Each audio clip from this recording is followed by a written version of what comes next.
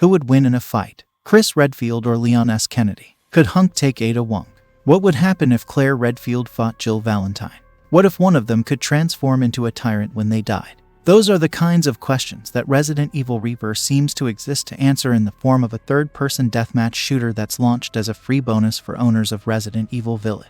It definitely has its moments, thanks in large part to its surprising death mechanic that transforms heroes into iconic monsters. The most frustrating part is how unfinished it feels, with the precious little content it has suffering from some noticeable balance problems and some bad monetization habits. The concept is simple: choose from one of 6 Resident Evil heroes and enter a 6-player free-for-all. The small roster is a who's who of the series lore: Chris and Claire Redfield, Jill Valentine, Leon S. Kennedy, Ada Wong, and, for some reason, Hunk. Sorry, Winters fans. Pun enjoyer and Father of the Year candidate Ethan Winters is nowhere to be found, nor is his daughter Rose. We're only rolling with the classics, apparently, which is fine for purists, but this meat grinder could definitely use more fresh blood. Each character has a unique loadout composed of 2 guns and 2 unique skills. Chris is a close-range killer armed with a hell of a right hook and indomitable spirit, which prevents him from being knocked down, staggered, or even dying while it's active. Combine that with his assault rifle,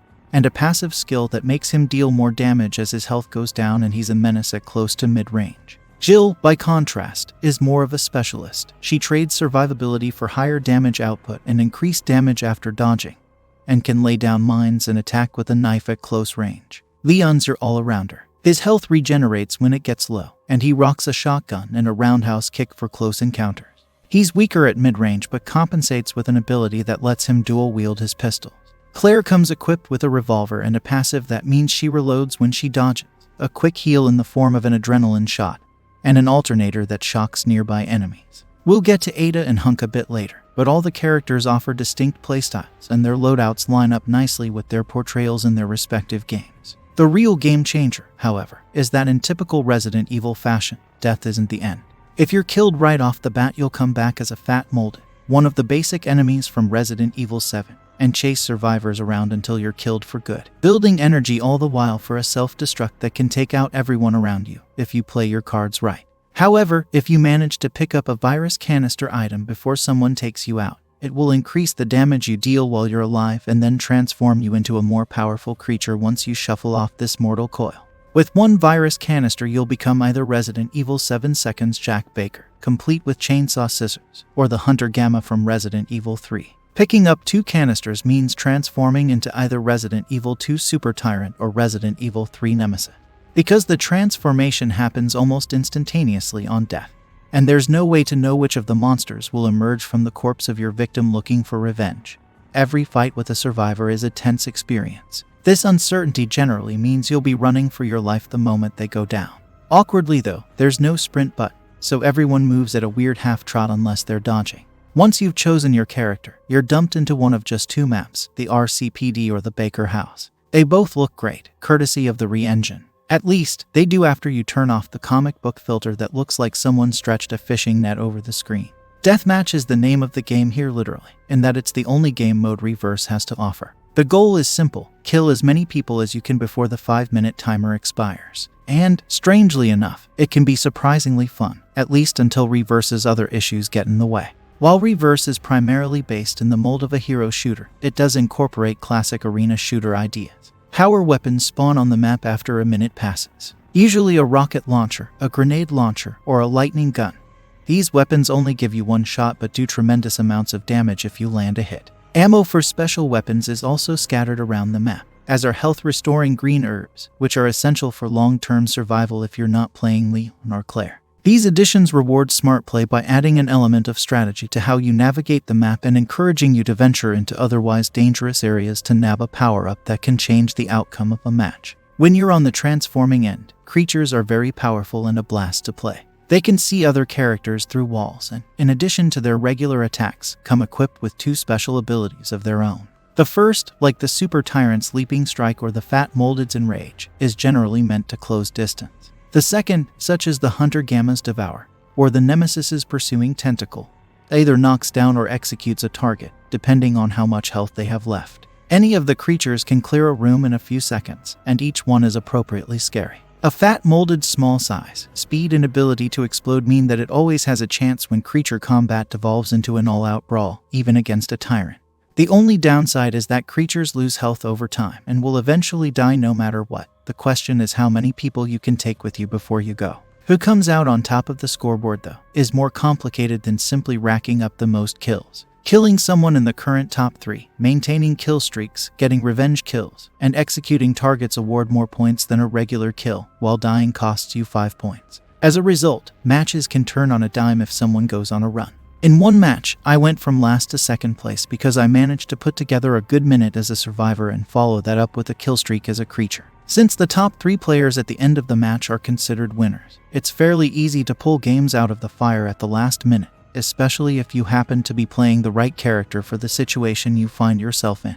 It adds tension to each match, but it can also make the results feel more luck-based than you want in a competitive game. It's not all down to chance though, because while it's too early to have definitive knowledge of character power, at the moment Ada and Hunk seem to simply be better than everyone else. Ada deals enormous damage and has more dodges than the other characters, and can even dodge while being hit at low health. Hunk has above average weapon damage, can turn invisible, and has a backstab that does more damage while cloaked. The other characters can win. I've been in matches where the top 3, including myself, were all playing as Leon. But those are outliers, and the difference in character power and usage is already fairly noticeable, and doesn't feel good with a roster this small. Jill, Chris, and Claire are rare, while Ada and Hunk are constants in nearly every match I've played. It's not uncommon to see the top 3 be entirely Ada and Hunk. They're that good. Playing matches earns you points which can be spent to buy perks for your characters, 5 for a survivor and 3 per creature. These can increase the damage or duration of skills, add critical hit damage to weapons, buff a character's passives, and so on. It's standard stuff, but they're quick and easy to unlock and allow for a lot of player expression. And unless the perk in question is character specific, unlocking it for one character opens it up for everyone.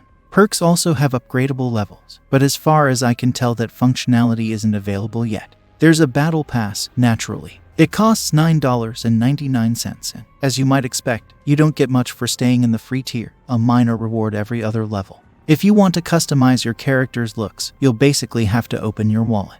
The bigger problem is that several of the best perks, like the ones that allow you to see virus canisters, herbs, and ammo from further away, or boost damage from standard creature attacks, are locked behind the battle pass. All of these are available in the free tier, but they are substantial gameplay advantages locked behind a system that rewards you for paying money. You earn 50% more points and unlock an additional challenge to complete once you've paid for the premium pass. Aggressive monetization in a game like this isn't surprising, but the lack of content.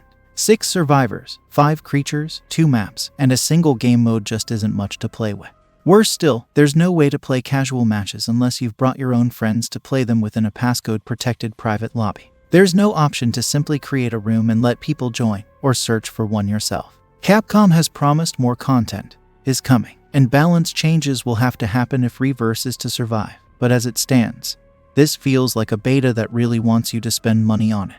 It's a shame, because ReVerse can be a lot of fun to play. Running around as Jack Baker and welcoming people to the family by punching them in the face, whipping out 2 pistols as Lee, and going to town on someone you've snuck up behind, or nailing someone with the Nemesis's rocket launcher are all great moments of Resident Evil flavored action.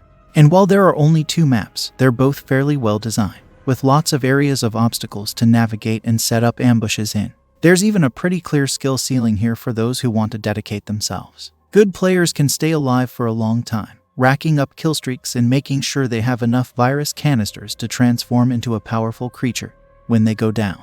It's just a shame that everything here feels so rushed and incomplete. There's a good multiplayer game somewhere within Resident Evil ReVerse, but what's here now is in desperate need of balance changes and more content.